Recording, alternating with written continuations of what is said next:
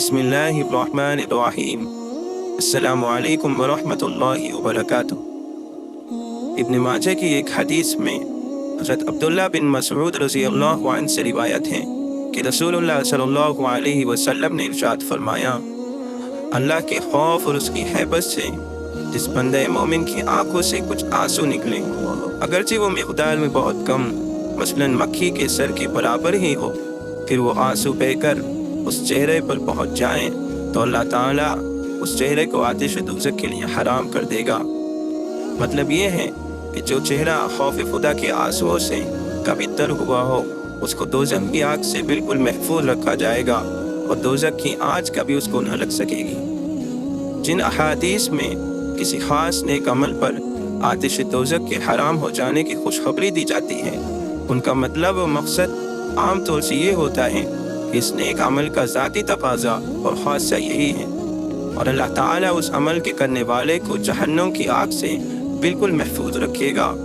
बशर्ते ये कि उस शख्स से कोई ऐसा बड़ा गुनाह सरजद ना हुआ हो जिससे तकाज़ा उसके बरअक्स जहन्नम में डाला जाना हो, या अगर कभी ऐसा गुनाह उससे हुआ हो तो वो उससे ताइब हो चुका हो और अल्लाह ताला से उसकी माफ़ी मांग चुका हो। इसी तरह हज़रत अब्बास रज़ियल्लाहु अन्हु रसूलुल्लाह सल्लल्लाहु अलैहि वसल्लम से रिवायत करते हैं कि जब अल्लाह ताला के खौफ और उसकी हैबत से किसी बंदे के रोंगटे खड़े होते हैं तो उस वक्त उसके गुनाह ऐसे झड़ते हैं जैसे कि किसी पुराने सूखे दरख्त के पत्ते झड़ते हैं। खौफ व खशियत और हैबत दरअसल क़ल्बी कैफियत हैं, लेकिन इंसान ऐसा बनाया गया है कि उसकी क़ल्बी कैफियत का ज़ुहूर उसके जिस्म पर भी होता है। मसलन जब दिल में खुशी की कैफियत हो तो चेहरे पर बशाशत ज़ाहिर होती है और बाज़ औक़ात वो इस कैफियत के असर से हंसता या मुस्कुराता है। इसी तरह जब दिल में हिज़्न व गम हो तो वो भी उसके चेहरे से ज़ाहिर होता है और कभी कभी वो उसके असर से रोता भी है और उसकी आंखों से आंसू गिरते हैं। इसी तरह जब दिल पर खशियत और हैबत की कैफियत तारी हो तो जिस्म पर उसका असर ये ज़ाहिर होता है कि सारे बदन के रोंगटे खड़े हो जाते हैं। बस जिस तरह हज़रत अब्दुल्ला बिन मसऊद रज़ियल्लाहु अन्हु की इससे पहले हदीस में अल्लाह के खौफ से आंसू गिरने पर आतिश दोज़ख के हराम हो जाने की खुशखबरी अहले ईमान को सुनाई गई है, इसी तरह हज़रत अब्बास रज़ियल्लाहु अन्हु की इस हदीस में इशारत सुनाई गई है कि अल्लाह की खशियत और हैबत से जब किसी बंदे के बदन के रोंगटे खड़े होते हैं तो उस वक्त उसके गुनाह ऐसे झड़ते हैं जैसे फिजा के मौसम में सूखे दरख्तों के पत्ते झड़ते हैं।